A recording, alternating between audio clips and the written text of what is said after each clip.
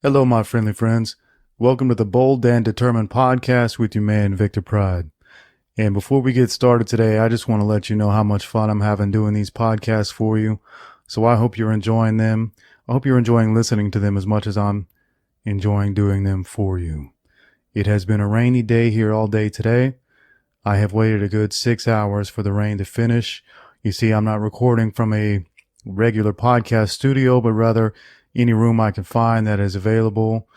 You see, many people don't want to start off doing something unless they think they have everything right. Well, sometimes you just got to get started and make things right along the way. This is what we call bootstrapping. You got something you want to say, find a way to say it, and then the details will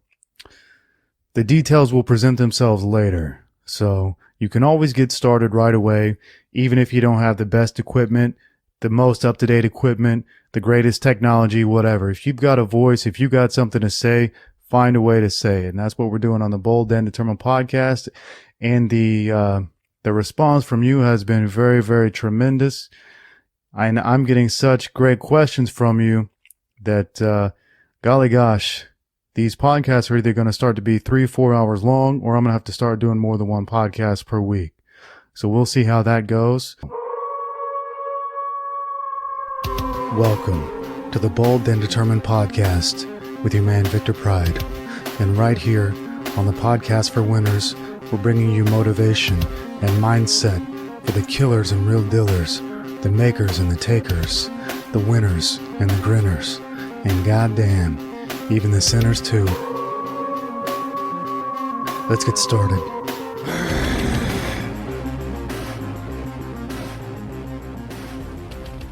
Friends, a few episodes ago, we spoke about, I told you about the man who fell in love with a demon.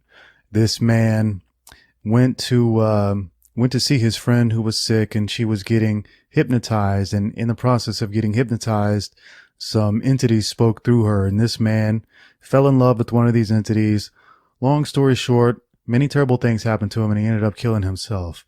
Now, after I told you all about these entities, these demons, these whatevers, we got a question from Mr. Sebastian, who had a feeling he might be possessed by demons. So we're going to take a look at that in this episode right now. We're going to do an exorcism of Sebastian, and we're going to look at are exorcisms real? That's what we're going to find out in the first part of this podcast. So what do you say we get started? I'm going to refresh your memory with Sebastian's question. And then after that, we're going to get to it. Sebastian says, Victor, thanks for your great in-depth reply to my question regarding spirits.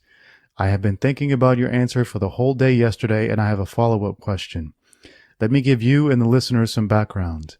I am now 25, but 5 years ago when I was 20, I used to be drinking a lot of alcohol with this friend of mine. You could perfectly describe us as devils when we were drinking, and we would take things to extremes during the nightlife. I very well resonate with the description that you gave where alcohol opens up the mind to spirits and beings because I would do and say things that I normally wouldn't do to other people. I also developed a skin rash 5 years ago that I am still trying to get rid of. After some research, I found out it is a yeast infection called Candida albicans, and it became worse when I visited Vietnam in 2015. He says, I also got vaccinated then, which might have aggravated it. He says, right now my diet and antifungals are a good way to reduce symptoms and slowly cure the infection. After your description of earthbound spirits, also known as demons, being able to hold on to sick and weak bodies and also being able to enter minds under the influence of alcohol, a chord struck me that maybe I have some earthbound spirits in me. The reason I am telling you this is that for quite some time I would envision horrible scenes and pictures in my mind when I would close my eyes. I would see suffering and demons and death. And I am completely sober for 2 years now, by the way, because alcohol flares up my eczema. But I see these demonic images, and combined with all this eczema and yeast, I figure that maybe I have some earthbound spirits in my body that are causing all this. I have been also quite somber and negative in the past, although this is changing. But now that you talked about this, I was wondering if you know a way to get rid of earthbound spirits. Okay, friends. In the last episode, I promised you the exorcism of Mr. Sebastian, and there's really quite a lot to say about exorcisms. And let's just go ahead and get right into it. Now, before we talk about exorcisms, let's look at Mr. Sebastian and see, is he really possessed by demons, or is this something in his mind? So what I did, I went ahead and asked a village shaman in Southeast Asia about Mr. Sebastian. I showed him everything Sebastian had to say, and this is what the shaman had to say regarding the exorcism of Sebastian. I know the spiritual is real, and many people have had bad problems with it because of disturbance. Even some people have been killed from ghosts. We cannot know exactly why it exists and is so energetic. We wonder, we doubt, we are scared. When faced with mysterious things and strange things of nature, mysterious creativity, the human being does not really know all things that are going on. After reading all things he wrote, which is Sebastian, after reading all the things he wrote, I insist that he does not have any problems of a spiritual kind. He has a problem with a mental state of obsession, overthinking, or obsession with the darkness life, and the illness he is receiving from pain and discomfort in the body, and the criticism from the people that are living around him, the coldness of life, and the sense of regret about the time he was wasting in the past, and others in thoughts. Now, even though he's trying to live well and practice well, but his past is likely to exist in his head. Images from the darkness, nightlife, and the brain automatically begin to create the images of evils, demons, ghosts, just to obsess himself. So he needs to know what the real problem is, that he should stop thinking and worrying too much. Stop being scared. He needs to eat and rest well, read books about life, happy, and be in nature. Listen to good, happy songs. Listen to green music at night to help to sleep. Stay relaxed and start to destroy the darkness in his mind. And always say to himself, nothing can destroy me. I'm the one who is strong against you. Demons, ghosts, evil, you are all bullshit of thinking, and you were all created by me. Now it is time to have you go away. Fight the darkness in himself and defeat it. That's how he can get a real new life. Sometimes people think that they have a spiritual problem, but it's simply because they believe it and think it's happening to them. That's a mistake in the mind, a mindset, or a fear is haunting them. A few reasons people get the sickness of eczema is because they ate the right kind of bad meat from animals that had sickness. So larva comes inside of the body to grow, and then it goes in the skin and shows up as problems on the skin. Sickness candida? Actually, it's a problem from chemicals they got from food. Food from a bad restaurant, old food using chemistry, not fresh food cooked every day, and from products of body care, such as shampoo, skincare, deodorant, and shaving. After a long time, the body gets more and more, and when it's big enough with these chemicals, it makes bad effects in the blood and starts to show on the skin, mouth, and damages the body little by little, day by day. If people keep living the modern life, they'll still have the same sickness. They need to live green, cook fresh food, and know exactly what they eat. Get out to nature, away from modern chemicals. And everyone must learn to stop worrying and start living. Friends, that is what the village shaman had to say regarding the exorcism of Mr. Sebastian. They don't believe that Sebastian has a demon inside him. He simply has demons in his head. It is a sickness of the thoughts, they have said.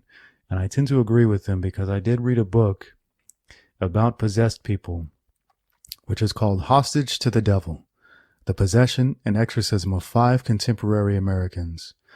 And from what I have read, Sebastian does not fit the case of somebody who is possessed.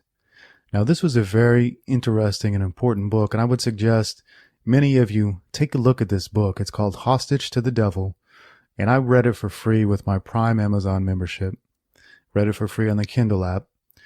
And this book was written in 1976 amidst a scare of possessions and exorcisms. Now, of course, we can't know if it's real or if it's fake, but it is a very interesting book to read. And the number one tip that I learned from this book is to be possessed by a demon, you have to first open your mind and your will to possession. These things are like vampires. You have to invite them in, otherwise they cannot come in. So a thing that happens, for example, when you drink alcohol, is your willpower is evaporated. That's why, did you ever wonder why alcohol is called spirits? Because when you drink these spirits can't come in because it weakens you. It allows you to say yes under the influence. So it's very important to not keep an open mind to these kinds of things and to not drink alcohol, not smoke marijuana, not do these things that will relax your mind. Some quotes from the book. I want to read you this quote from the book. No person can be possessed without some cooperation on his part. The effective cause of possession is the voluntary collaboration of an individual through his faculties of mind and will, with one or more of these bodiless, genderless creatures called demons.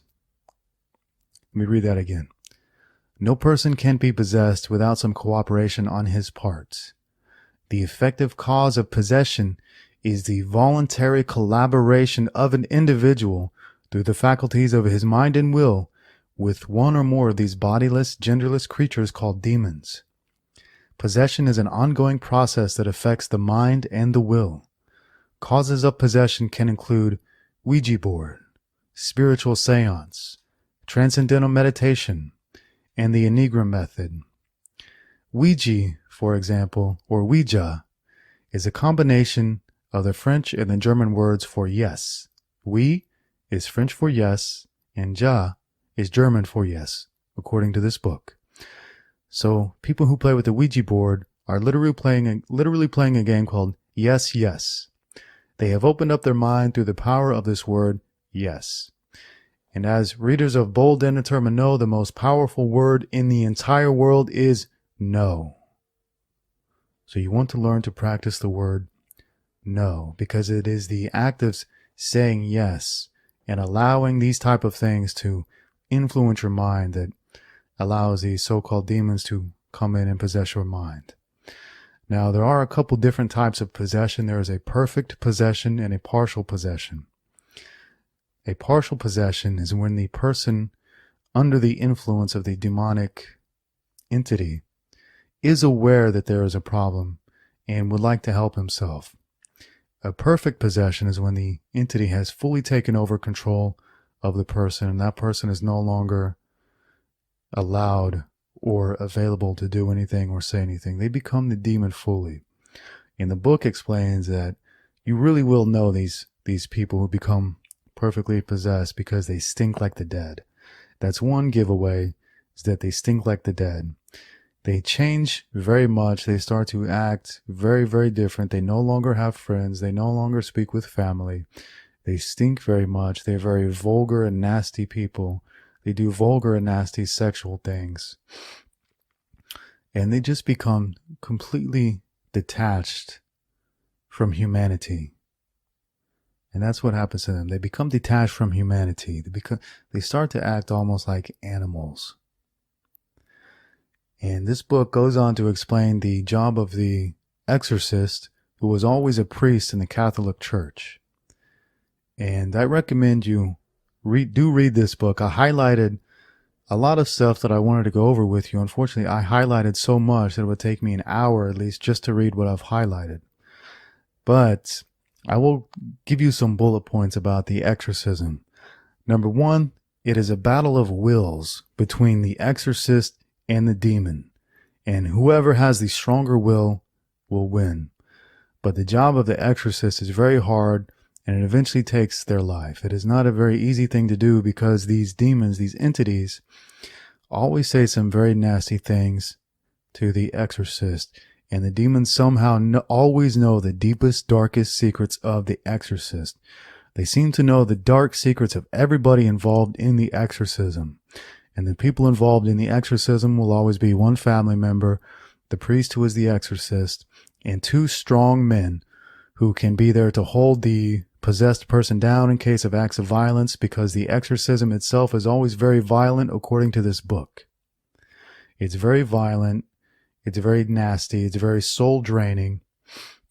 And what these people are doing is that they're exorcising the power of will over this demon and forcing the demon out.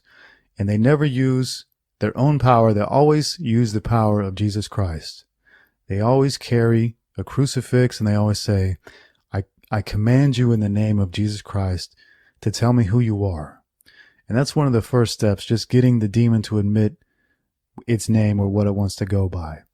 And these creatures that inhabit these people, they're neither male nor female. They say we and they say I interchangeably. It's never a him, it's never a she. We can never be sure what they are, but they do say we are one. The first exorcism they discussed in this book, the lady had a permanent smile on her face, but it was just the mouth. Just the mouth was in a permanent smile. There was no glint in the eyes. There was no crow's feet. There was nothing else that would go along with the smile. She just had a smile on her face.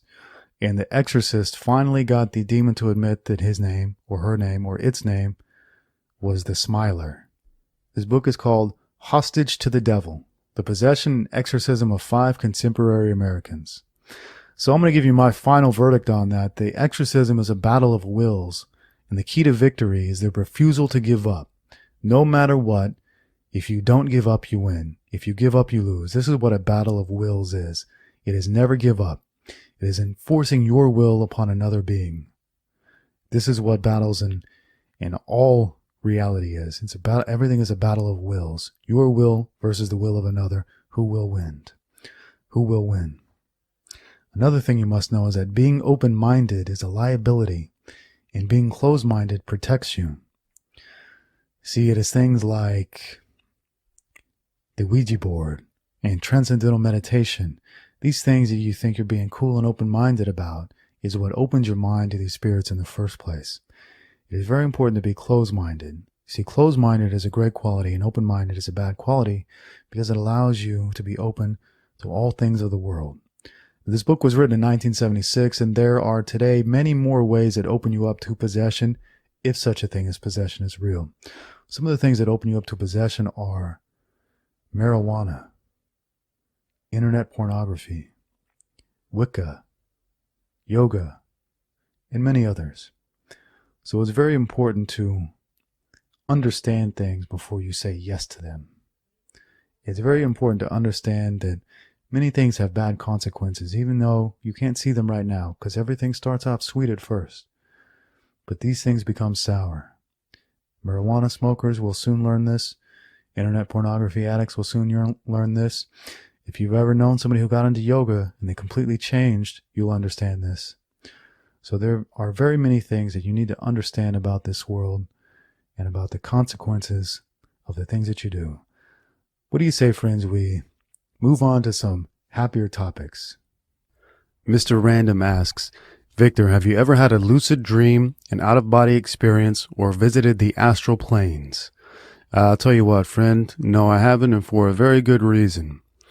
Now, I have read about this stuff, of course. I've read some spiritual gurus talking about how they visit the astral planes, and in the astral plane, the Dalai Lama comes to visit them, and they have access to the Akashic records, where they can see all the records of all humanity for all of history.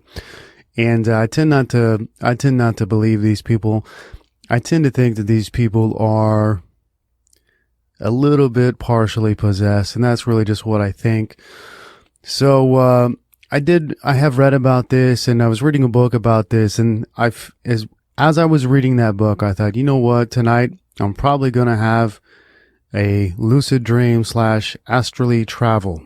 And I just figured it was going to happen because it's one of these things that you have to will it to happen before it happens. It won't just happen on its own. You have to decide to make it happen. And so that night, sure enough, I had a dream where I knew that if I followed this creature in my dream, that I would astrally travel. I knew it would happen, and I saw this thing in my dream. To me, it looked like a demon. It did not look like a very nice thing to follow. And it walked behind a door, and I knew that it was just waiting for me. I knew that it was up to me to follow this thing, and if I did follow it, I would experience astral travel. And so this demon went behind the door, and I thought to myself, hell no, I'm not following that fucking demon. So I did not follow it. I did not participate in the astral travel. I did not participate in the lucid dreaming. So I did not do it. And it's as simple as that. You choose to do these things. You choose yes or you choose no. And I chose no because we don't know what's on the other side of that. And furthermore, I don't really particularly want to know because it seems a little bit silly to me to follow these things in the spirit world when the real world is so much better. It's so much nicer. I don't see demons in the real world. I only see them in dreams or nightmares, but never in the real world. So it seems really, really super duper silly to follow these things into the spirit world and get it so involved into the spirit world when there's so much to accomplish in the real world. There's so much to do in the real world. There's businesses to build. There is relationships to make. There's money to be made. There's happiness to be created in the real world where everybody wants to be. You see, friends, everybody wants to be living. These things, these demons, they are jealous of our ability to be alive because being alive is the most high. Being alive is the best thing in the world. And if you have the ability, if you are alive, why would you want to waste your time with dead things? Why would you want to waste your time in the spirit world with things that are dead? What would be in the spirit world? A spirit without a body, aka a dead thing. So it just seems super duper silly to me to want to play around in that world when we can live in the real world that's alive. And if you know your Bible, if you know your religion, you know that life is the most high and death is the most low. God and light is life, and death and darkness is Satan and all of that. So if you are alive, why would you jeopardize that to go play with these things in the darkness? It has never made sense to me, even though these spiritual gurus talk about how great it is in the astral travel world. I don't believe them. And it's really as simple as that.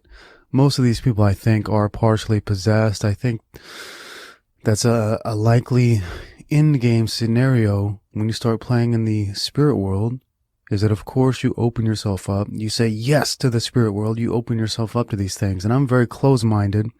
I say no. I remain close-minded. And I prefer to live in the light and the life of the real world, which is very beautiful. This morning was very, very cold outside, and I absolutely loved it. I love waking up to a chill in the air. Why would I want to go into the dream world and play with these spirits who look like demons? It's just silly. It's just silly to me, and I say no. Yash asks, how on earth do we stay focused and agile through the entire day? I'll wake up at like 7 and feel groggy but able to work. And somewhere around 2 p.m. I'll get this massive wave of tiredness. I'll have no chance but to rest for an hour with a nap if I want to be productive for the rest of the day. My creative juices don't seem to get flowing until like 6 p.m. That's when I have some energy. What is wrong with us today? Why do we struggle to have even basic energy to do work? To be elite, having energy is a given. Without it, forget eliteness. Okay, Yash, my friend, I used to have the exact same problem as you. I would wake up in the morning to have great energy. I'd be able to do the work, and then by about 2 p.m. I would be so tired I could not get any work done. And it became a real obsession of mine to learn how I can have energy throughout the entire day, because I felt that there was something wrong. I felt that it was wrong to be tired in the afternoon. And I thought there's got to be a better way. There's got to be a way where I can have full energy throughout the entire day, because I didn't like having to take a rest. I didn't like it. It felt like taking a nap was like defeat, and I hated it, and I wanted to find a way around it. I did find a couple ways around it, and one of those ways is drugs, specifically modafinil. And with modafinil, you'd be awake all day long, no problems, but that's not a good long-term solution. If you start taking modafinil every day, you're going to pay for it at the end of your life, because it is going to shorten your life, because if you spend all this time without resting, you're going to pay for it later. So modafinil is not a long-term solution. I recommend you don't do it ever, but if you're going to do it, I recommend only short-term. The real reality is, the real problem is, the real crux of the issue is that we're not listening to our bodies. And it's as simple as that. When our bodies are saying, I'm tired, I need a rest, and we're saying, no, no, no, go, go, go, go, go, go, go, go, go. We're going against our own nature. What we're not doing is listening to our bodies. When our body is saying, I need a rest, what we have to do is rest, because it is only in rest that we rebuild our energy so we can work again. We have such good energy in the morning because we've slept all night. We have built up a base of energy. Then we wake up in the morning, we work real hard, we burn through that energy, and we get tired again. It's a very normal thing to be tired, to have a lull in the afternoon. This is why so many cultures around the world have an afternoon siesta, where they stop work, they stop everything, and they just rest, have a nap, relax, and then they get back to work in the evening. That's the most normal way for humans to be. Wake up in the morning, do good work, rest in the afternoon, wake up at night, have yourself a little barbecue and a party. We're not listening to our own bodies. We're trying to force ourselves through this tired stage by drinking more coffee or just powering through. The problem with that is that we end up making ourselves more tired day after day after day after day. We start killing our energy instead of rebuilding our energy. We're on this quest for energy, and we're so focused on this quest for energy, we don't realize that we're killing our energy by not resting. So it's very important that when your body's saying, I need the rest and relax, that you lay down and have yourself a nap. Now, an issue that I've always had with naps is that I would take a nap and I would wake up feeling groggy. I would end up feeling worse than I felt before I took the nap. And it wasn't until recently that I figured out the secret key of getting everything from a nap. When you wake up from a nap, you have to eat a meal. It's when I wake up from a nap and I eat a meal that I finally come alive. If I don't eat a meal, I'm groggy like a damn zombie. But when I wake up from my nap and I eat a meal, I turn back on. And this is a way you can get 2 working days in one. You have the morning where you can get all your good work done. In the afternoon, take yourself a little nap, wake up, eat yourself some lunch, and then you've got the evening that you can work again. In the evening, you're going to have about half as long in the evening as you had in the morning to do good work. And for me, this works very well. I always take a rest, even if I don't fall asleep. I do take a rest every afternoon, and then I have the evening to do more work. So the problem is not that we are lacking energy. The problem is that we are not building our energy in the correct way, which is by resting. If somebody never ever slept, they would not have any energy. They would never build up their energy. They would be like the Walking Dead. And that's what's happening when we're not having our afternoon naps. We're like the Walking Dead through that time. It's better, rather than being the Walking Dead, just take a nap. Because you're going to be useless in the afternoon anyway. It's better to take a nap and rebuild the energy rather than force yourself through. And that's that. Bill asks, Hi Victor, how can I get rid of my 24/7 anxiety and brain fog? I feel on edge all the time, even though I eat right, sleep 8 hours per night, and have been lifting weights for years. As well as this, I regularly get very angry and frustrated, unable to control my emotions. I don't take any drugs, alcohol, and do not smoke.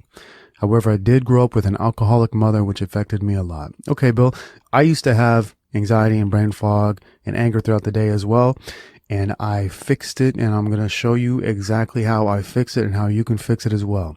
Regarding 24/7 anxiety, the only times in my life I've ever had anxiety were times where I was drinking coffee. And I didn't realize this for a number of years. I thought anxiety was just normal. It's not normal. And coffee is like drinking adrenaline. Adrenaline is the fight or flight response that gives you anxiety in the body. And coffee gives you an anxiety in the body that you can't quite place. You can't sit still and you can't do it. You can't run around. It's like you don't know what to do. There's just this anxiety in the body, which is adrenaline from the coffee. It's the fight or flight response. And when I don't have coffee, I don't have this anxiety. Another thing about coffee is that when it wears off, you tend to get angry and you don't know why. And it's harder to control your emotions because it is a drug that is leaving your body. So every day I'd wake up, I'd have my coffee about 8. By about 2 p.m., I get angry about stupid things. I get frustrated. I get real angry. And I just never knew why. But every afternoon I'd just be like Dr. Jekyll and Mr. Hyde. I'd just be angry. It's because the coffee was leaving your body at this time and it makes you angry. When drugs leave your system, you get angry. This is withdrawal. And when I don't have coffee, I'm smooth and steady all day long. I don't have any anger or anxiety. It all goes away when I don't have coffee. Now, of course, I've been drinking coffee about once per week now, and I find that this works real well for me. I can stay away from the anxiety and the anger, and because I still do enjoy coffee. I like the taste and the smell and the coffee culture, but I can't drink it every day because it makes me angry and gives me anxiety. And that's that. So you didn't mention anything about coffee. I have a feeling you are a coffee drinker. If so, cut out the coffee. Regarding the brain fog riddled me for a number of years, and I couldn't figure out why. And it was only recently that I learned what life was like with zero brain fog. And let me tell you, without brain fog, life is fantastic. For a number of years, every afternoon, even sometimes in the morning, I would have brain fog, and I had no idea why. It wasn't until I completely eliminated carbohydrates from my diet that the brain fog vanished forever. And of course, now I'm talking about the zero carb, carnivore, all meat diet that I eat. This diet has completely eliminated any brain fog that I've ever had. It's so wonderful to have such a clear head every day without having to be on any kind of drugs, without having to do anything special other than eating just meat. And my brain fog has just vanished. And I tell you, my brain fog riddled me for a number of years. You see that in the past, there was one article a month on Bold and Determined. Well, it's because of this brain fog. That's exactly why I could not write. I could not think. It was impossible for me to think. And what was I eating during this time? I was eating meat, of course, but I was also eating rice, oatmeal, vegetables, fruits. And these things clog the brain. When you eliminate these things, these unnatural foods for us, the brain gets so clear, it's unbelievable. So if you want to get rid of your brain fog forever, stop eating carbohydrates, eat only meat, drink only water, and your brain fog will go away. And I tell you, it's really, really fantastic when you've had brain fog for so long and it just goes away. It's really terrific. Benjamin asks, Vic, why do so many women appear to be attracted to degenerate men? Okay, women are attracted to degenerate men for one very specific reason. Degenerate men don't give a shit about the women. And women love men who don't give a shit about them. Women hate men who love them. It's a real opposite kind of thing, but that's the way it is. Women like to chase the men. They hate to be chased. So if you want women to like you, you must make her chase you and never chase her. If you chase her, you will chase her away. You have to make her chase you. And the problem with real nice, square men who've got everything in order is that they're nice to women and they want to show them respect and they want to show them that they care. And this infuriates women and it disgusts women. Women only like to be treated like shit. Now, that's a hard thing for many men to accept, but degenerate men just do it naturally. They treat women like shit naturally, and women love it because women don't like to be treated well. We have to learn the reality. We have to accept the reality. They want to be treated like shit. They want to chase the man. They don't want the man to chase them. They don't like it. They don't like it when men respect them. They don't like it. So, when you want to be a nice guy and show her how much you care and buy her flowers and buy her dinner, she's gonna accept all that stuff, and then she's gonna go fuck a degenerate loser who doesn't give a shit about her, because that's what they like. They like men who don't give a shit about them. So make her chase you. Don't chase her. You'll be good. JP asks, as a blogger yourself, what do you think the future of blogging is from now on? There's so much I can say about blogging that I'll try and keep this brief. I do love the subject of blogging. It's one of my favorite subjects, and I could talk on and on and on and on and on and on. But I'm going to try and limit it for you because I would guess that less than half of my audience enjoys the talk about blogging, and they enjoy talk about other stuff. But the future of blogging, we are the cowboys of blogging. Right now, we're the cowboys. So many people are so blind to it, and they think the blogging is over. They think that they've missed the wave, and they think it's not going to happen for them because it's just over and there's no more future. These people are just are not in touch with reality. Everybody's addicted to the internet. Everybody's addicted to their phone and their computer. And right now is the beginning of the blogging boom.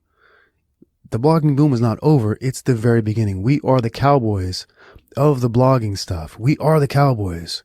So there is a big, long future. As long as there's internet, there's going to be blogging. And this is still the internet is in its very infancy. We've only had the internet for about 30 years now. 30 years. Imagine that. Only 30 years. People think everything's happened, everything's done. And that's not true. We are in the baby stage of the internet. Just the very, very beginning. Still the very beginning. We are the cowboys. So there is so much room and so much opportunity for anybody who has a voice and wants to say something. There's so much opportunity that people just are not taking. They're not taking this opportunity. People are so scared of taking this opportunity when it's so available for everybody. It's so available. And again, like I said, people are they're scared. They're frightened. They're frightened of what they think is taking a chance, but there's no chance to take. It's in the very beginning. If you get in now and you just don't quit, you will reap the results. And blogging right now, I'm not seeing any great blogs, but maybe that's just because I don't look. What I do, I simply create content that I can't find anywhere else. I create the content that I want to read.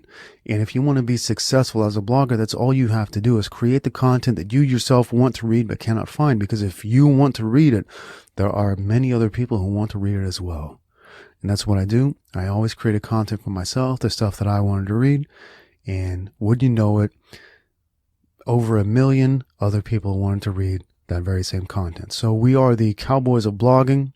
There's a lot of great opportunity. And I wish more people would take the opportunity and take advantage of it. And that's that. Kay asks, just curious, Vic, would you say with a blog, has the income plateaued after a while, or does your income keep accumulating and growing year by year? The income you make from a blog looks like a mountain range. It's up and it's down, up and down, up and down. And really the way that you make money with a blog is that the harder you work, the better work you do, you get paid for that work the next year. So if I work real hard one year, I'm going to have a real nice financial year the next year. If I take 1 year and I don't do real hard work, I'm going to have a real slow year the next year. That's the way it works in this game. As hard as you work in a year, you get paid a year after. So do the hard work now and get paid a year after. I've always said that I didn't make a dime for the very first year of B&D for this very reason. You got to put aside 1 year of work, 1 year of real good solid work, and you'll be able to reap the rewards of that work later. So many people who get in the game try to release an ebook after 2 months or 3 months or 4 months. It's just insane.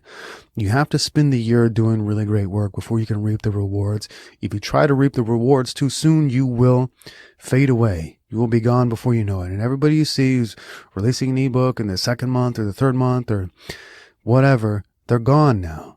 And I look around and I see so many great blogs, so many blogs that used to be great are just gone now. returnofkings.com, for example, just shut down maybe a week or two ago.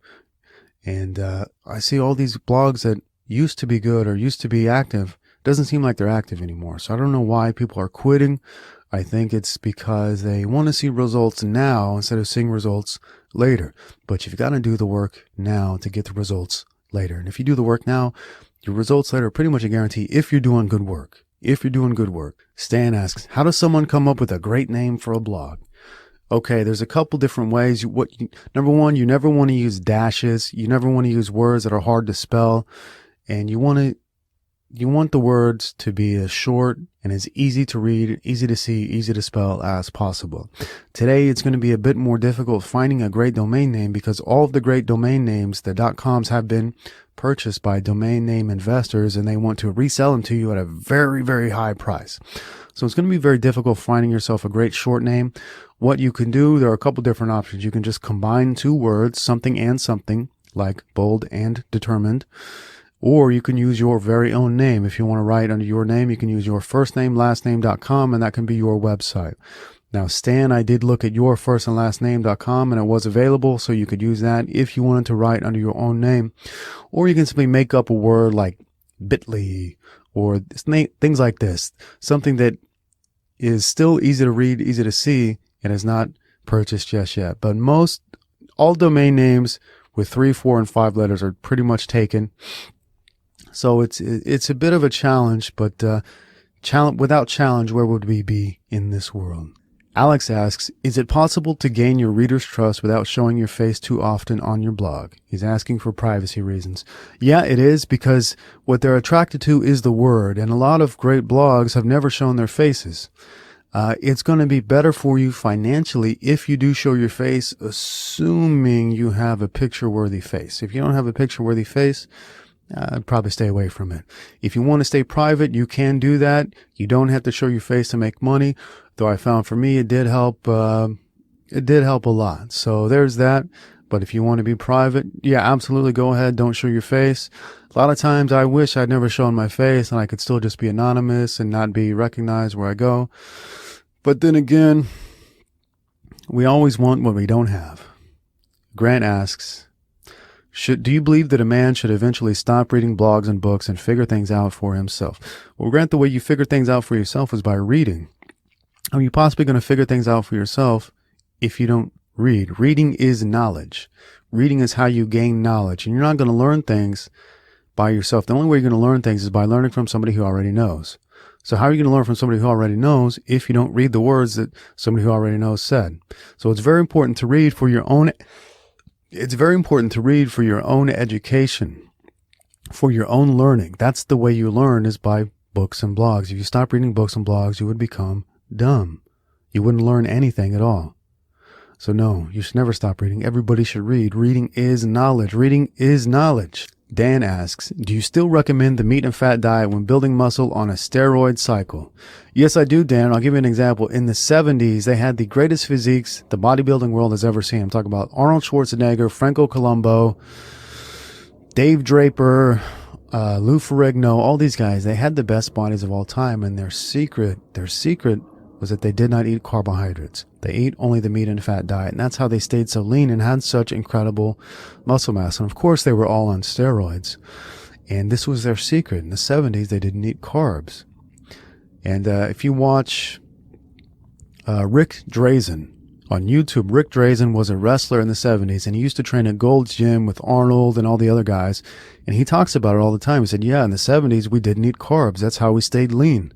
So if you look at the physiques of the 70s, you can see a steroid physique that didn't eat carbs, and you can see how much better these physiques are than all the other physiques from the 80s, 90s, and 2000s. So absolutely, it works absolute wonders. And a great benefit of the meat and fat diet is that you don't have to be low on calories. If you want to be lean on a protein, low fat, carbohydrate diet, you have to be low in calories. And if you're low in calories, you're always going to be groggy and angry and frustrated. You're always going to be like that. But if you're full on calories, you're going to be happy and peppy. And that's why you see the guys from the 70s were always smiling and having a good time. And the guys today, they look like zombies shuffling around. They can barely walk. They can barely even keep the damn eyes open. So it's a much better way, whether you're on steroids or not, it's a much better way to eat, because you're never starving. You're never low on calories. You can eat and be full and still stay lean. So it's really incredible. Ash asks, what are your views on having cheat meals? Okay. I've always been a pretty good fan of cheat meals. And as a bodybuilder, I've noticed that if you go 6 days eating clean and on the 7th day you have a cheat meal, on the 8th day you look better. You look fuller. Your muscles look fuller and better. So it's always been a great way to break the monotony, have a nice meal, but also look better. So it's always helped me in my bodybuilding to have a cheat meal per week.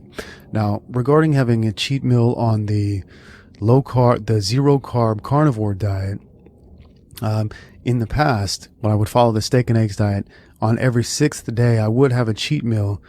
And to be honest, I never really liked it. I thought at that time you had to fill up your carbohydrate stores and fill up your glycogen for the week. So I thought it was something I had to do. And I would eat ice cream and pie and whatever I wanted. And then I would have a stomach ache and I would have to take a nap. It was like I was going into a diabetic coma.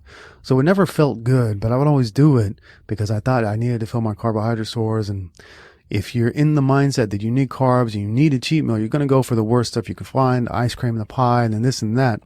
Now today, I've been on the zero carb carnivore diet for exactly 30 days.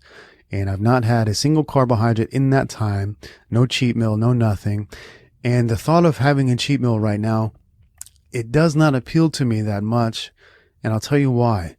When you eat these foods that your body is not designed to eat, the carbohydrate foods, they make your stomach hurt. They cut my stomach up and I don't feel good. And I know that I'm going to have to take a nap after I eat one of these cheat meals.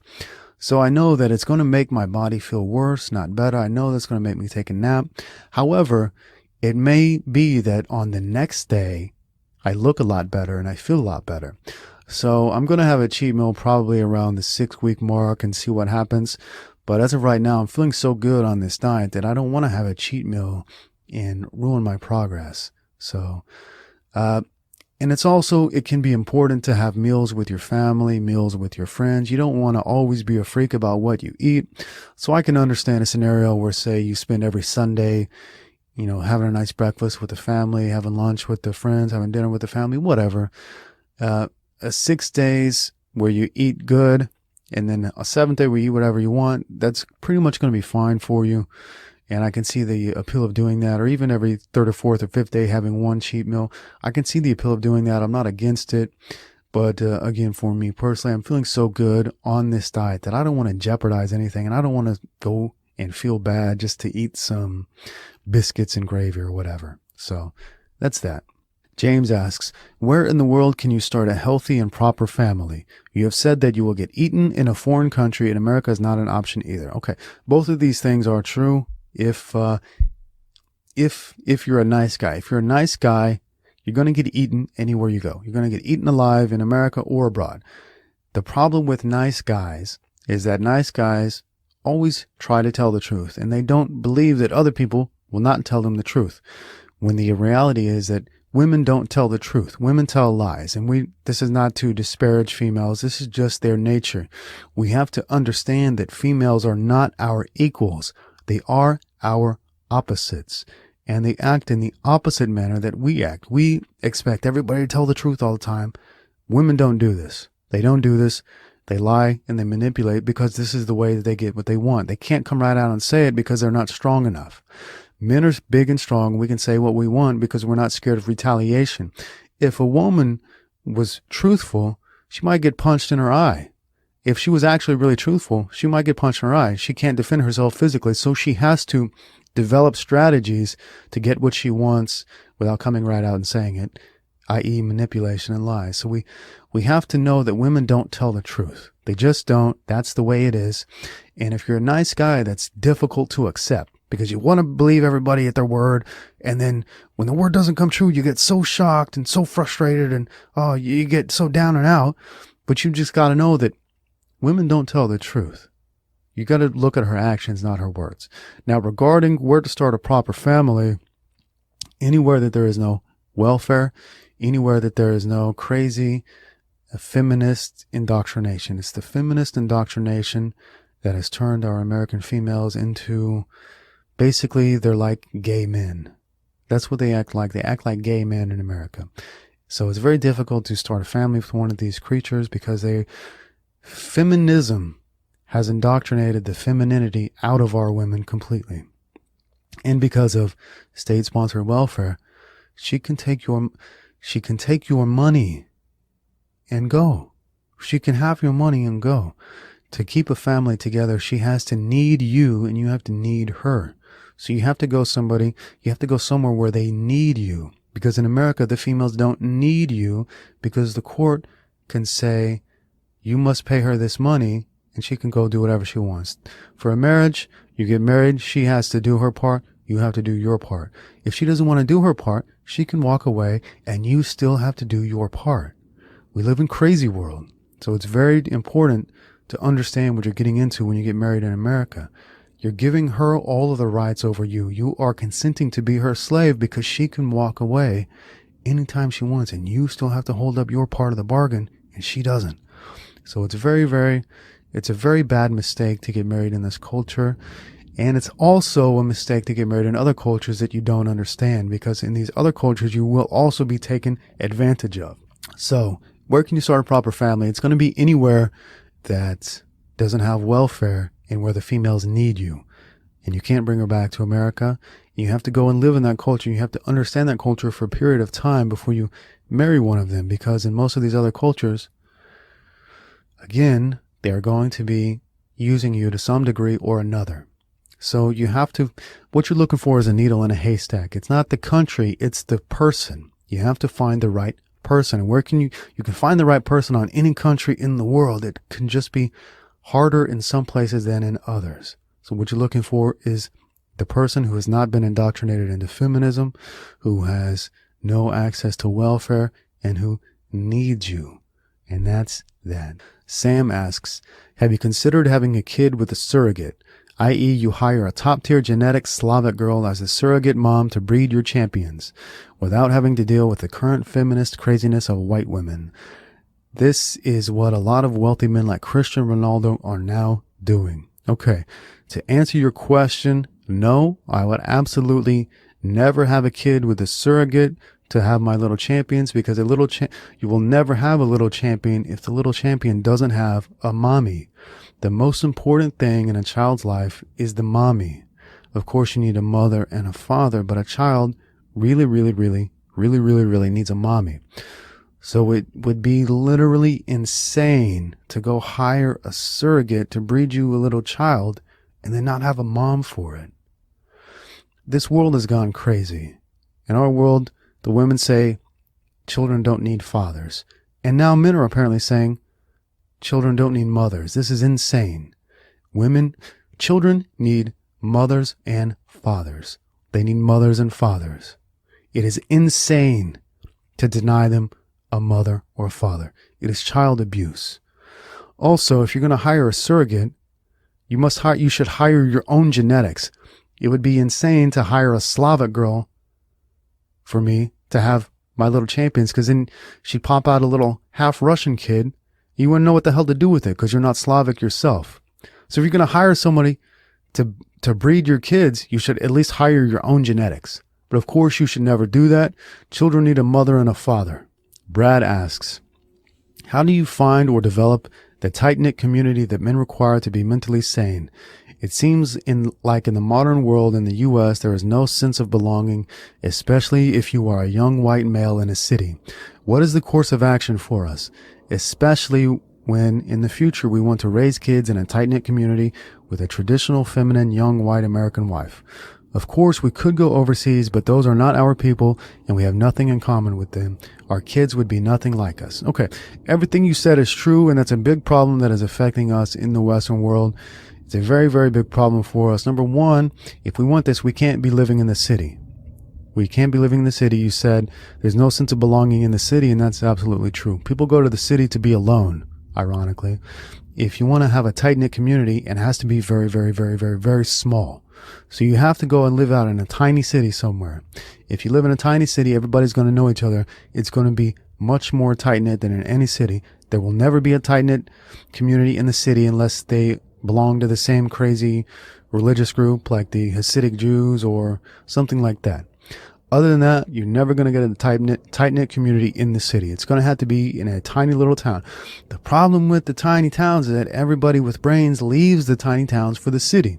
So in the tiny towns, you've got the retarded rednecks, the people with Down syndrome. If you've ever been to a tiny town, you're going to notice an abundance of people with Down syndrome from people interbreeding.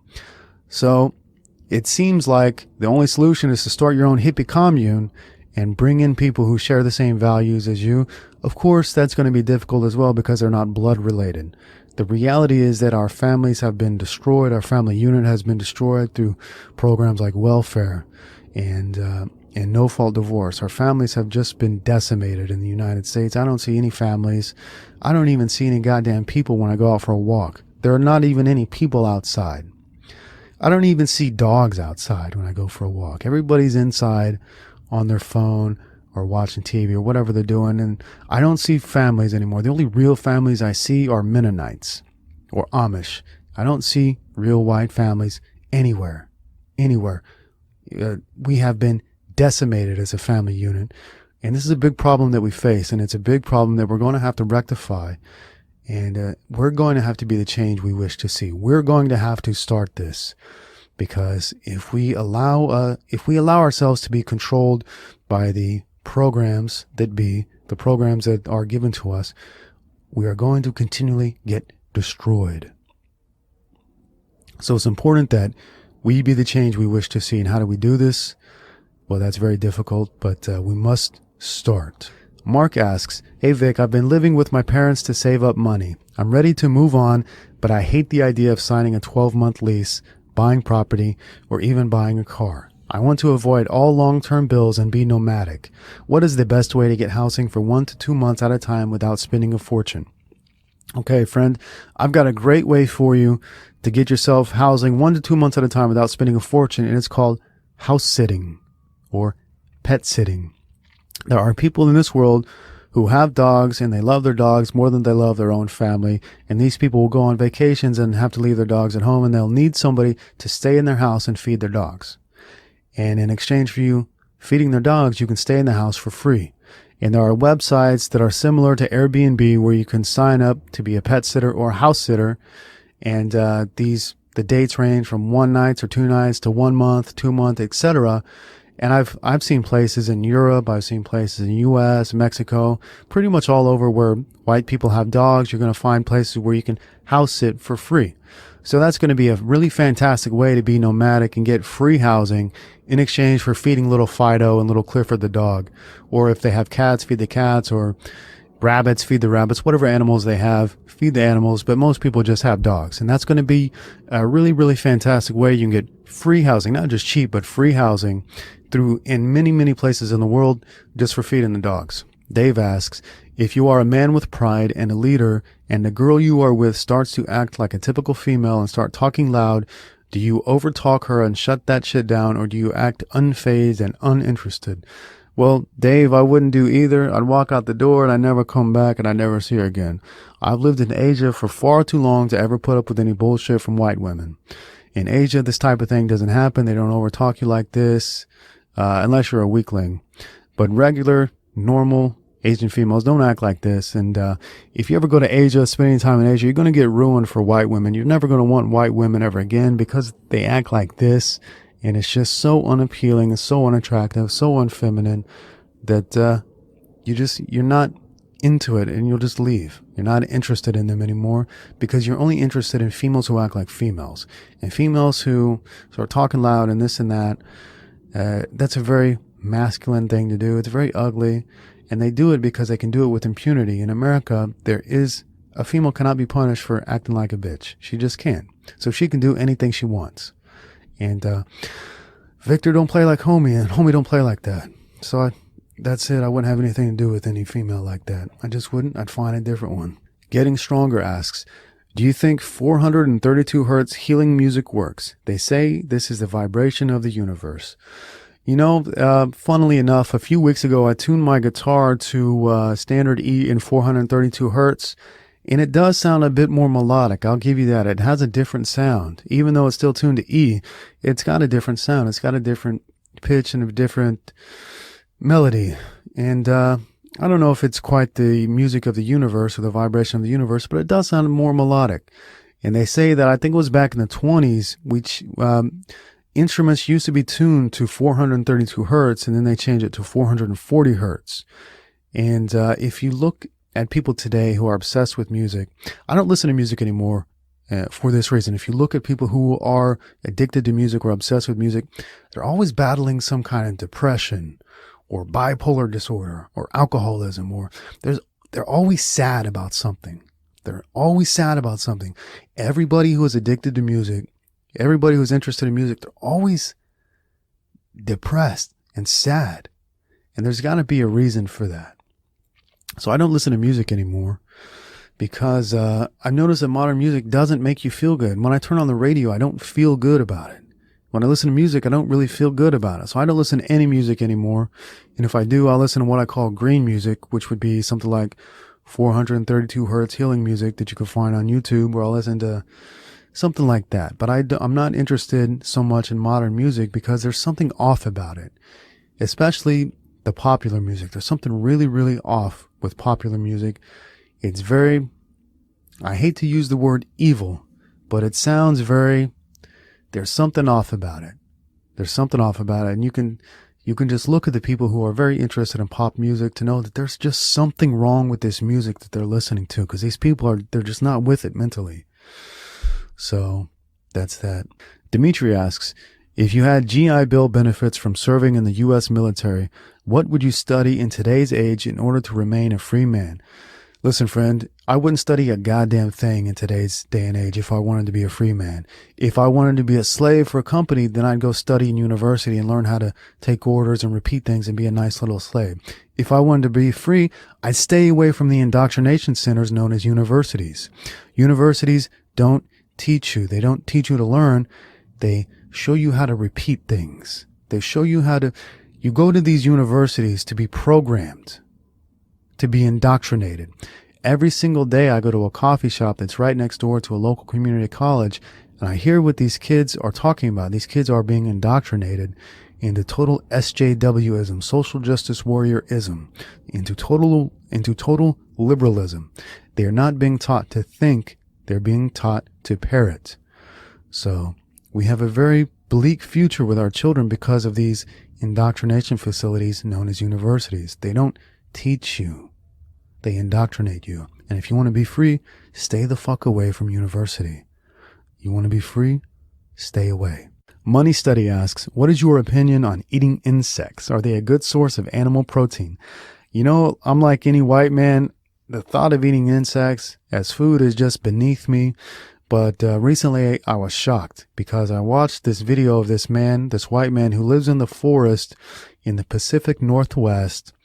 And he was out eating food and he was finding bugs and eating the bugs and loving them. He was saying, oh, this one tastes so great. That one tastes so great. And it shocked me because I never thought of the distinct possibility that our ancestors would have had to have eaten bugs to survive, because you can't always kill a nice big bison and chop it up and eat it. When the big game animals are hard to find, the only thing you have to eat are the insects. And it never occurred to me that our caveman ancestors would have had to have eaten many insects. So my opinion on eating insects has changed. I have eaten insects over in China and in Thailand. I don't like them. I'm not a big fan of them. I did it for the kick factor. I ate a scorpion and many other things. But I never deemed eating them regularly as something I would do. That was beneath me. But of course, I don't live out in the forest. If I lived out in the forest and I couldn't catch a bison, you bet your balls I'd eat some insects to stay alive. Octavio asks, it sounds from your early descriptions of your work on B&D that you spend a lot of hours in front of a computer screen. Did you ever face eyesight complications? Do you believe your diet helped you on this matter too? Okay. I absolutely did face eyesight complications. I got to a point where everything on the screen was blurry, and I had to go and get eyeglasses just to see. And I had to wear eyeglasses to work for a couple of years. And I don't wear eyeglasses anymore. You'll be happy to know. I have thrown away the eyeglasses. I've chosen to never wear eyeglasses ever again. And I don't have a problem reading the screen. It's not blurry. And I have to attribute this to diet, because when I started this diet, the all-meat diet, my hearing got better and my eyesight got better. And I don't really have a way to explain that other than saying I'm getting the nutrition my body needs and requires, and I'm not poisoning myself with the carbohydrates. So I did kick away the glasses, but if you are going to work on the computer, you're going to have to be staring at a screen for long periods of time, and it is going to do damage to your eyesight. I would recommend you download the Flux app on your computer and use that to make the screen not so bright and help your eyesight there. So the Flux app has been an absolute lifesaver for me. I recommend everybody download it right now. Nick asks, I'm turning 29 this month. What's your biggest piece of advice for someone who's wrapping up their 20s and about to go into their 30s? He says, I'm still building my brand, paying off debt from past mistakes, and training my body and mind. Yet something seems to be missing. I always want more and feel like freedom is far into the future despite constant progress. I am leagues above where I used to be in life. Is this simply the hunger behind the climb to success or something more? What you've described is the hunger that you will feel and what you need to keep climbing. Regarding leaving your 20s and entering your 30s, there's nothing you need to know. There's no difference between being 29 and being 30. It's all nonsense. There's absolutely no difference whatsoever between being 29 and being 30. These are numbers that mean nothing and are pointless. So there's no advice you need for transitioning from your 20s and into your 30s, because it's the exact same thing. This hunger you feel for freedom, that's a good thing to feel. That's what drives you. You want to let this drive you. If you don't have this hunger, when this hunger goes away, it's a very bad thing. It's a very bad thing. So you always want this hunger. It is a good thing. Keep doing exactly what you're doing, striving for more freedom. Always strive for more. Never settle for less. and never be satisfied. Okay, we've got a question from Carl. I'm going to read this question from Carl, and I want everybody listening to think about what we can do for Carl, because Carl has asked for help, and when people ask us for help, we have to help them. That's just what we have to do. So I don't have a real great answer for this. Anybody listening, if you have a great answer, go to boldanddetermined.com and leave a comment for Carl, and let's see if we can help him out. Here's what he has to say. Pretty sure I have chronically tight muscles and pelvic floor dysfunction, which means I cannot fully shit or urinate fully, and I'm also miserable all day as a result. Any tips? Magnesium is okay, but I need something that really strengthens my nervous system and allows me to be happy and calm at all times. I take liver tabs and tracheal cartilage, which is supposed to be great. Second, I don't have energy through the day. I'm groggy in the morning, miserable and sleepy in the afternoon, and finally at about 6 p.m., I get a burst of energy to actually work.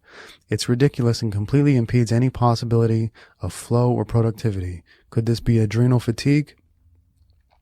I'm in my early 20s, and I don't know why the hell these kind of problems are so common for young men when our grandfathers were killing rattlesnakes at 80.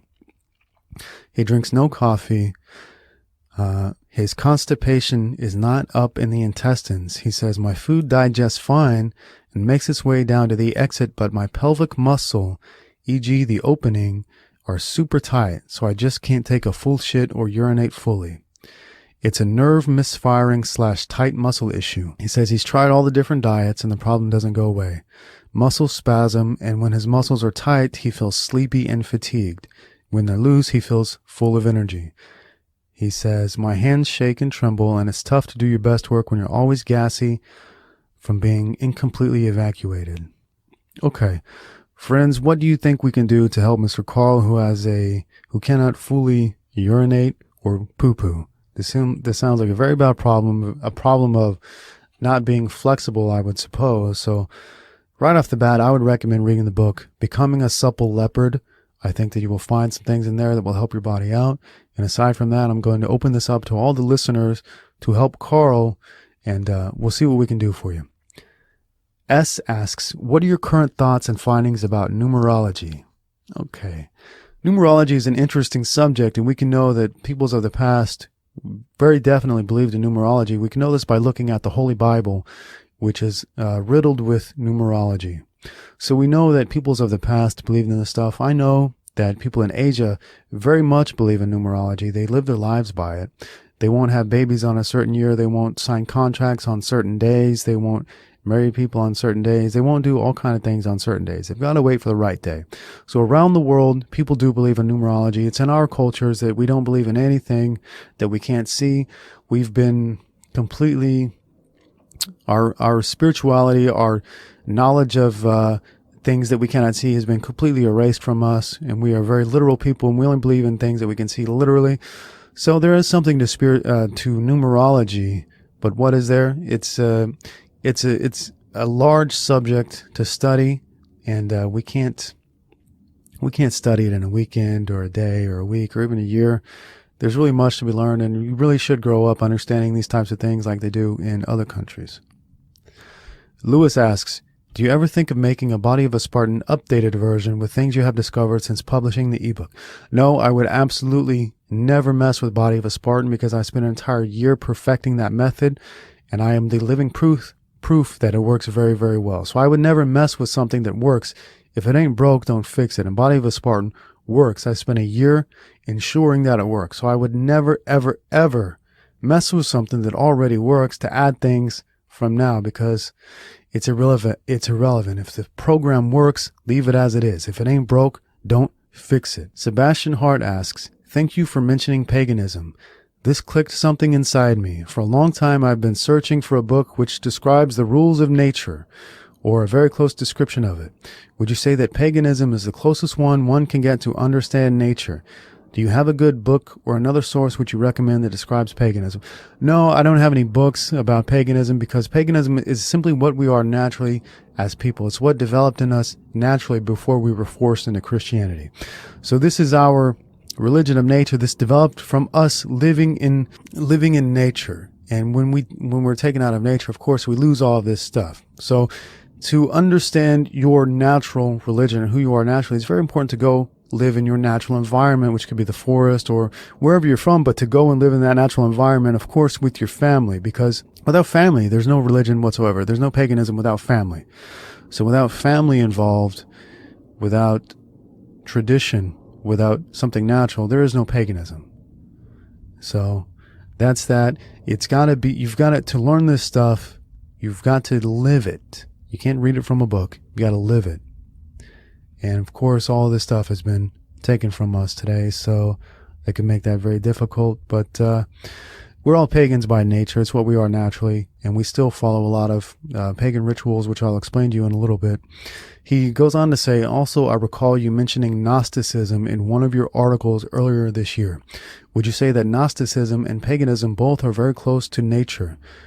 No, I wouldn't, because Gnosticism is the esoteric study of the Holy Scriptures.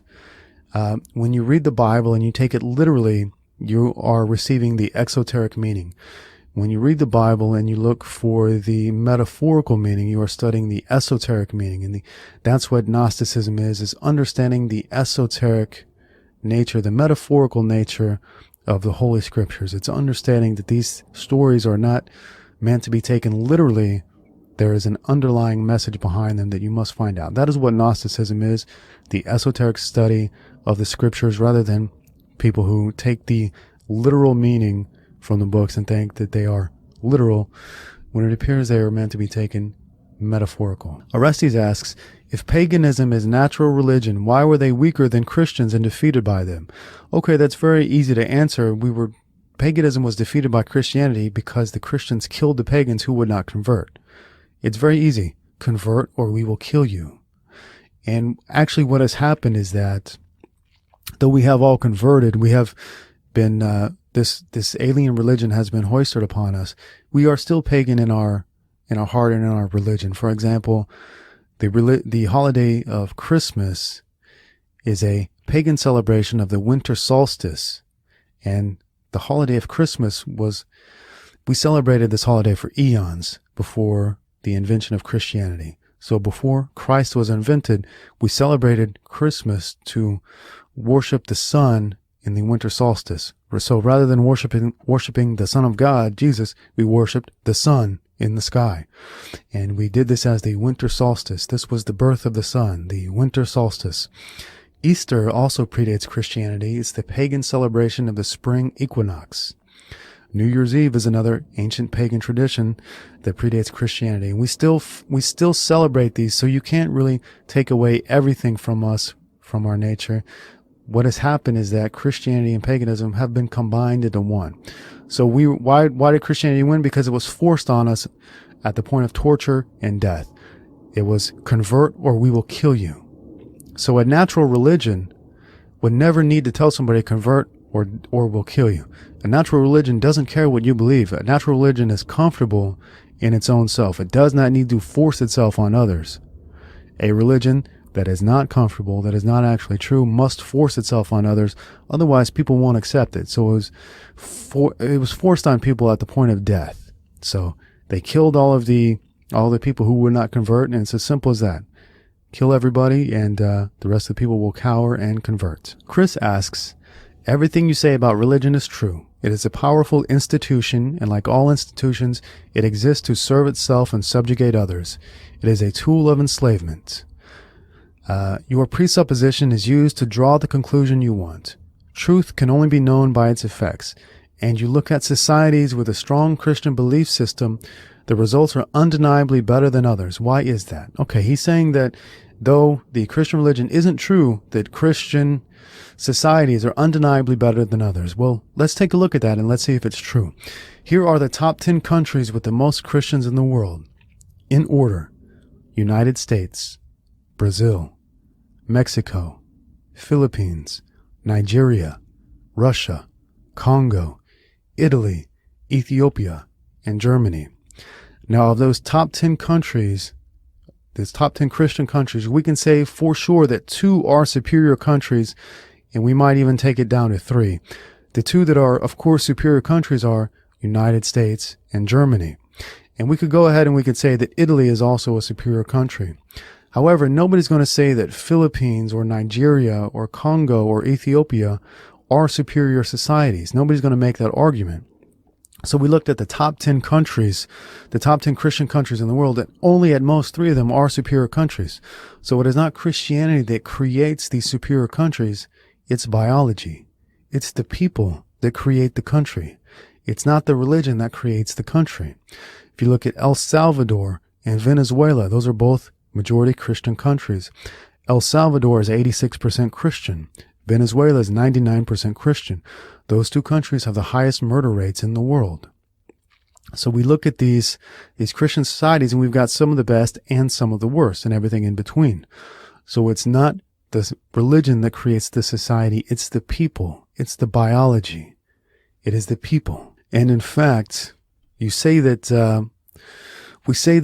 some societies are better than others. If let's take a look at Scandinavia. Scandinavia are the European countries of Norway, Finland, and Sweden.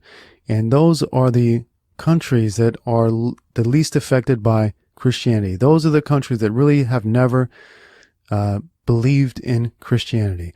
Those are the countries where you get all the church burnings from the 90s. Those are the countries where you get black metal, where they paint their face, put an upside down cross on their face, all that stuff. And what's ironic is that those are the most pagan countries, but those countries are always at the top of the list of the best places to live in the world. And those countries, though they're not Christian, seem to be far more forgiving than actual Christian countries. So Christianity is the religion of forgiveness. The United States is the largest Christian country in the world, and the United States has the highest prison population in the history of the world. In Norway, for example, which is not really a Christian country, they have a maximum of 21 years you can serve in prison. In the United States, you can give a 15-year-old a life sentence in prison.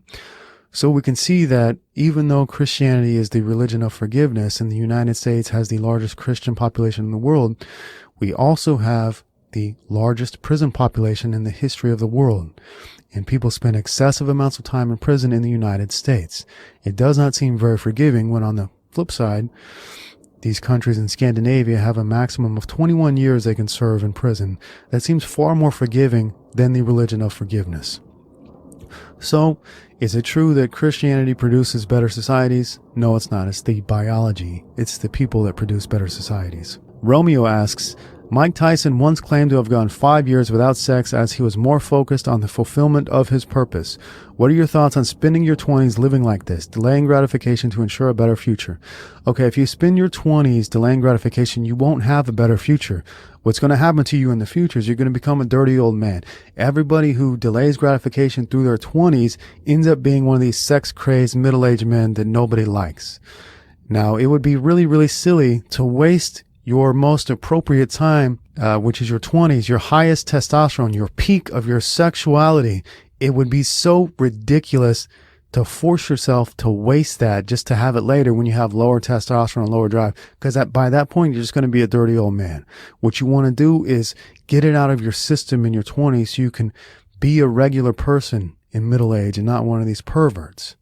It doesn't work to help you fulfill your goals, because the goal of life is to fuck and have children. Without that, that is the real actual purpose of life, to continue life. The purpose of life is to continue life. And how do you do that?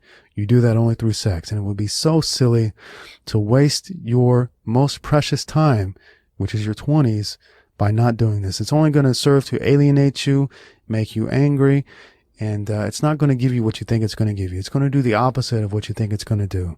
It's going to make you angry. So I would suggest sowing your royal oats in your 20s so you can move on to life in your later years and not be such a pervert. Joe asks, how would you begin traveling the world with $7,000 saved as a young man? Well, here's what I do. I buy a cheap ticket to anywhere. I'd get on a plane and I'd go. When I got there, I would eat the cheapest food I could eat, and I would not spend a dime more than I had to. I would live as cheaply as I possibly could, and I would have the time of my life. Because the reality is, the more money you spend on your travel, the worse time you have. And the less money you spend on your travels, the better of a time you have. The best times I've had have always been when I had no money. And that's the way it is. When you have no money to spend, you have to create experiences. Instead of just paying for everything, paying your way through everything, you have to create experiences. So I buy a cheap ticket and I go, and there's nothing else needed to be done. There's nothing more involved than that. Buy a cheap ticket and go. John asks, Victor, what are your thoughts on transhumanism? Okay, transhumanism is the belief or theory that the human race can evolve beyond its current physical and mental limitations, especially by means of science and technology. Okay, in theory, yeah, that sounds great. In reality, transhumanism is the end of humanity. It will be the end of humanity. Now, when you call your bank, would you like to talk to a person or would you like to talk to a machine? Everybody would like to talk to a person rather than the machine because a person has humanity. You can explain the situation to a person and they can give you understanding. When you have to talk to a machine, it's like talking to a fucking machine. It is inhumane. It is lacking in humanity. So that's what you can expect in the future with transhumanism. You can expect to deal with robots for everything. As much as you hate dealing with robots, when you call the bank, imagine dealing with robots when a police robot car pulls you over and you have to deal with a robot. And instead of speaking to the robot police, you, like a person with humanity and understanding, it's just there to be blank and give you a ticket no matter what. Even if you were right or wrong, it's there to just give you a ticket because a robot can't be wrong. Now, of course, you can't speak to the police in the United States as people. They are already like speaking to robots. In other countries, the police are still people and you can speak to them as human beings. In America, you cannot. So that's what transhumanism is like. It's like dealing with the modern United States police force who do not treat you like a person. They treat you like an animal. So that's what you can expect, the end of humanity. We have to start saying no to these things. We have to start saying no to our smart meters in our houses, which are dousing us with radiation. We have to start saying no to these companies who make us deal with robots instead of people. We have to take our business elsewhere. We have to vote with our feet and we have to mean what we say. We have to start saying no to many of these things because it is going to be the death of humanity if these things continue the way they are continuing. Swedish Iceman asks, hi, what are your thoughts on Jordan Peterson and his work? Jordan Peterson is your very typical university professor who speaks for an hour and says absolutely nothing. I've heard so many people say they think Jordan Peterson is a genius and they love his work. So I went to YouTube and I typed in Jordan Peterson. I found some of his videos and the titles of his videos were something, for example, Jordan Peterson explains XYZ. So I clicked on the video and it was him talking in circles for an hour and not explaining XYZ. So I've tried to watch several of his videos and he explains absolutely nothing in his videos. He says everything, he explains absolutely nothing. He can never say a simple truth. Now, the more you have to say, the less truth you have to say. If you have to have an hour long, listen, this guy probably has to have 3-hour-long lectures every day. So he's got to fill his time with nonsense. Rather than coming right out and saying what is true, he's got to fill it with nonsense. If you ask him a yes or no question, he'll give you an hour-long speech. And at the end of the speech, you'll say, okay, so was the answer yes or no? Because he never ever says anything. John asks, my question is, what are your thoughts on the movie The Matrix? Yeah, it's a real fun action movie. As a philosophical, as a holy testament to the state of the world, no, it's overrated. It's a fun action movie. That's where it ends. It's overrated as a philosophical piece of truth. It's not that important. It's not that great. It's not that deep. And you know that the directors of the movie, the Wachowski brothers, have turned into trannies, the Wachowski trannies. So the reality of the movie is that it's not what we think it is. It's about leaving the real world of toxic masculinity to becoming trannies and, being real ladies with real compassion. Of course, they're nasty trannies now. So that's really what the movie is about. It's about, they're leaving the world of toxic masculinity to being, trannies. So that's really what it's about. It's not about what we think it is. Other than that, it's a fun action movie, but it's not the work of art that it is made out to be by people who talk about the red pill and the blue pill. So that's what I think about it. Blake Lamb asks, hey Vic, I am a young bodybuilder in university and time is of the essence. I often use a microwave to heat up my meals. Would you say that the microwave is unhealthy or is that, hippie shit? Okay. Well, we've got to just look at the reality. Radiation is not good for us. We know that. We cook our food in radiation, then we eat it. So it really doesn't make sense that we cook our food in something If we cook our food over an open fire, we can stand near an open fire and nothing will happen to us. We cannot stand near an open microwave because it will douse us with radiation. We will become irradiated. We have to have the microwave door has to be closed. Otherwise, it will harm us. So we would never stand near an open microwave, yet we will cook our food and eat our food from the same microwave. It just doesn't make logical sense that we would do this. It doesn't make logical sense that we would cook our food with radiation when we would never stand near radiation in the first place, yet we would ingest the food that was doused with radiation. So to me, it only makes logical sense that microwaves are not good for you and that you should heat your food via fire because you can stand near a fire and not get hurt. You don't want to put your hand in the fire, but you can stand near a fire and not get hurt. You cannot stand near radiation without getting serious consequences. So I personally don't use a microwave anymore. I simply take the extra time to heat my food on a stove. And we think these things are saving us time. Of course, it's going to take time off of our lives later in our lives. So it's not really saving us time. It's costing our life. So is it hippie shit? I don't think so. It only makes logical sense that radiation is not good for us. Therefore, we should not cook our food in radiation. Patrick asks, is karma true? The great ones all seem to realize karma exists, and most people have a stupid understanding of it. Eating an animal is not bad karma, but torturing that animal or eating excessively with greed would get you another birth as an animal that's getting tortured. Fulfilling one's natural needs in a very respectful way to the animals and nature around us, which is all God's creation, will not get you bad karma. Just clarifying for the sake of the other readers, what is your idea? Ooh, that's a great question, and I do have a lot to say about karma. I agree with you that most people do not understand karma the way it should be understood.